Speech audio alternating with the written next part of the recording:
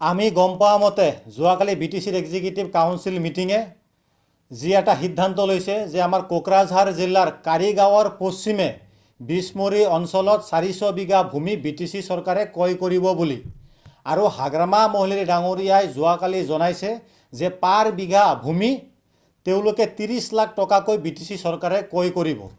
য'ত মাটিটো পৰি আছে তাত কোনো খেতি নহয়, ৰাইজে তাত খেতি নকৰে আৰু এই মাটিটোৰ একো ভেলু নাই বুলি হাগ্ৰামা মহলেৰী ডাঙৰীয়াই যোৱাকালি জনাইছে। আৰু ভেলু নাথকা এটা মাটি 30 লাখ টকাকৈ পাৰ বিঘা হাগ্ৰামা মহলেৰী ডাঙৰীয়াই কিহৰ স্বাৰ্থত কিনিবলৈ গৈ আছে?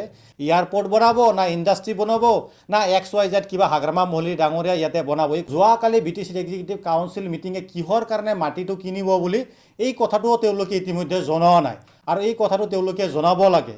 কাৰণ ৰাইজৰ টেক্স দিয়া পইচাৰে বাজেট হয় আৰু এই বাজেটৰ পইচাটো যদি ভালদৰে ইউটিলাইজ নহয় ৰাইজৰ সমস্যা কেতিয়াও সমাধান নহয়। আমি গম পোৱা মতে বা আমি জানা মতে এই মাটিটোৰ ভেলু 3 পৰা 5 লাখ টকা ভেলু হ'ব আৰু এই মাটিটো হাগ্ৰামা মহলেৰী ডাঙৰীয়াই পাৰ বিঘা 30 লাখ টকাকৈ কিনিবলৈ গৈছে। অৰ্থাৎ 10 গুণ বেছি দামেৰে হাগ্ৰামা মহলেৰী ডাঙৰীয়াই এই মাটিটো ক্ৰয় কৰিবলৈ গৈ আছে। যদি গ্ৰীণফিল্ডৰ কাৰণে ক্ৰয় কৰে, আমাৰ BTC ছেক্ৰেটাৰীত অলৰেডি গ্ৰীণফিল্ড আছে, তাতে ভাৰতৰ প্ৰধানমন্ত্ৰী আহি গৈছে, অমিত শ্বাহ আহি গৈছে, আমাৰ কি বুলি কয় মুখ্যমন্ত্ৰী আহি গৈছে, ইমান ডাঙৰ ডাঙৰ মেল মিটিং প্ৰগ্ৰাম আমাৰ ইতিমধ্যে হৈ গৈছে। আৰু গ্ৰীণফিল্ড থকা সত্ত্বেও কিহৰ ভিত্তিত হাগ্ৰামা মহলেৰী ডাঙৰীয়াই এই মাটিটো কিনিবলৈ গৈ আছে আৰু ইমান টকা দামেৰে এই মাটিটো ক্ৰয় কৰিবলৈ গৈ আছে হাগ্ৰামা মহলেৰী ডাঙৰীয়াই? ইয়াতে এটা ডাঙৰ ৰহস্য, ডাঙৰ এটা উদ্দেশ্য আছে। এই কথাটো স্পষ্ট আৰু ৰাইজে কেইদিনমান পিছত এই কথাটো নিজ চকুৰে দেখা পাব। মোৰ কথা যদি মিছা নহয় আপোনালোকে জল পট আপোনালোকে প্ৰমাণ পাব। কিয়নো যোৱা 17 বছৰ হাগ্ৰামা মহলেৰী ডাঙৰীয়াৰে চৰকাৰ চলিছিল, আমি দেখা পাইছোঁ BTCত।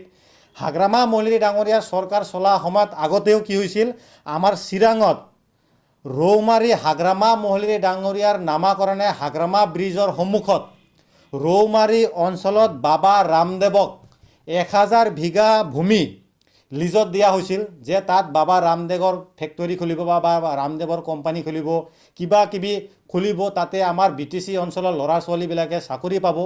বিভিন্ন মিছা কথাবিলাক হাগ্ৰামা মহলেৰী ডাঙৰীয়াই ৰাইজক জনাইছিল। কিন্তু শেষত কি দেখা গ'ল, তাতে বাবা ৰামদেৱৰ বটুও ৰাইজে দেখা নাপালে আৰু লিজত দিয়াৰ বিনিময়ত তাৰ পৰা আমি BTC চৰকাৰে কেইটকা ৰেভিনিউ পালে এই কথাটো BTC চৰকাৰে বৰ্তমান জনাব নোৱাৰিব। আৰু এটা জেগা আমাৰ ওদালগুৰিৰ ৰৌতা লালপুলতো কি হৈছিল, প্ৰায় 1500 বিঘা ভূমি আমাৰ কি কৰিছিল হাগ্ৰামা মহলেৰী ডাঙৰীয়াৰ BTC চৰকাৰে সোলাৰ প্লাণ্টৰ নামতো কোম্পানীটোক লিজত দিয়া হৈছিল, সোলাৰ প্লাণ্টৰ নামত। আৰু এই 1500 বিঘা মাটিটোক লিজত দিয়াৰ পিছতো BTC চৰকাৰে তাৰ পৰা আজিলৈকে 1 টকাও ৰেভিনিউ পোৱা নাই। আৰু এই তথ্য হাগ্ৰামা মহলেৰী ডাঙৰীয়া BTC চৰকাৰে আজিলৈকে দিব নোৱাৰিব। যোৱা 12 দিন ধৰি হাগ্ৰামা মহলেৰী ডাঙৰীয়াই ভাৰতৰ প্ৰধানমন্ত্ৰী নৰেন্দ্ৰ মোদীক লগ কৰিবৰ কাৰণে দিল্লীত বাহৰ পাতি আছিলে। তাতে গৈ ফালে হাগ্ৰামা মহলেৰী ডাঙৰীয়াই হয়তো কোনোবা পুঁজিপতি আদানী আম্বানীক লগ পাইছে। কাৰণ আদানী গ্ৰুপে অলৰেডি মাটি বিচাৰি আছে, ইফালে আমি সকলো বস্তুবিলাক চাই আছোঁ, আমি দেখা পাই আছোঁ ৰাইজে। আৰু এই কথা চিন্তা কৰি পেলাই হাগ্ৰামা মহলেৰী ডাঙৰীয়াই হঠাৎ দিল্লীৰ পৰা উভতি আহি BTCৰ এক্সিকিউটিভ কাউন্সিল মিটিঙত এই ডিচিশ্যনটো ল'লে আৰু এই 400 বিঘা ভূমিটো হাগ্ৰামা মহলেৰী ডাঙৰীয়াই 30 লাখ টকাকৈ কিনি ফালে আদানী গ্ৰুপক হাগ্ৰামা মহলেৰী ডাঙৰীয়াই কমচে কম 1 কোটি টকা পাৰ বিঘাত বিক্ৰী কৰিবলৈ গৈ আছে। তাতে হাগ্ৰামা মহলেৰী ডাঙৰীয়াই ডাঙৰ এটা মোটা অংকৰ ধন তেখেতে ইনকাম কৰিবলৈ গৈ আছে। কাৰণ আগতো বাবা ৰামদেৱক হাগ্ৰামা মহলেৰী ডাঙৰীয়াই মাটি দিয়াৰ নামত তাতে ব্লেক মানি হাগ্ৰামা মহলেৰী ডাঙৰীয়াই বহুতো কমাইছে। আপোনাৰ সোলাৰ প্লাণ্টৰ নামতো হাগ্ৰামা মহলেৰী ডাঙৰীয়াই 1500 বিঘা মাটি দিছে ওদালগুৰিত, ৰৌতাত, তাৰ পৰাও হাগ্ৰামা মহলেৰী ডাঙৰীয়াই ব্লেক মানি বহুতো কমাইছে।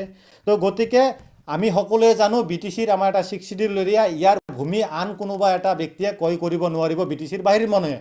কিন্তু BTC চৰকাৰে এই মাটিটো ক্ৰয় কৰি ফালে আদানী গ্ৰুপক বিক্ৰী কৰিবলৈ গৈ আছে। এই কথাটো একদম স্পষ্ট। অনাগত দিনত ৰাইজে এই কথাটো জল পট দেখা পাব। মোৰ কথা যদি মিছা নহয় ৰাইজে অনুভৱ কৰিব। BTCৰ ৰাইজৰ কাৰণে যোনটো নেকি বাজেটৰ ধন, বাজেটৰ পইচা কিহৰ কাৰণে হাগ্ৰামা মহলেৰী ডাঙৰীয়াই আজি অপচয় কৰিবলৈ গৈ আছে, এই কথাটো হাগ্ৰামা মহলেৰী ডাঙৰীয়াই স্পষ্টীকৰণ দিব লাগে। কাৰণ SOPDৰ ফাণ্ড আমাৰ BTCত অলপখিনি আহে, ইমান নাহে, এক্সট্ৰা পইচা আমাৰ BTCত নাহে।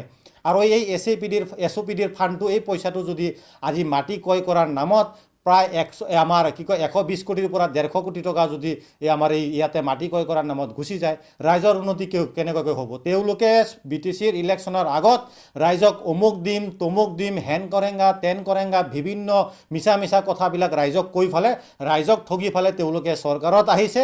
চৰকাৰত অহাৰ পিছত এতিয়া তেওঁলোকে মই মতালিকৈ নিজৰ ব্যক্তিগত স্বাৰ্থত হাগ্ৰামা মহলেৰী ডাঙৰীয়াই BTCখন আগতো লুণ্ঠন কৰি আহিছে আৰু বৰ্তমানকো ৰাইজকো বুৰ্বক বনাই পেলাই হাগ্ৰামা মহলেৰী ডাঙৰীয়াই BTCত লুণ্ঠন ৰাজ চলাইছে। এই কথাটো একদম স্পষ্ট কথা।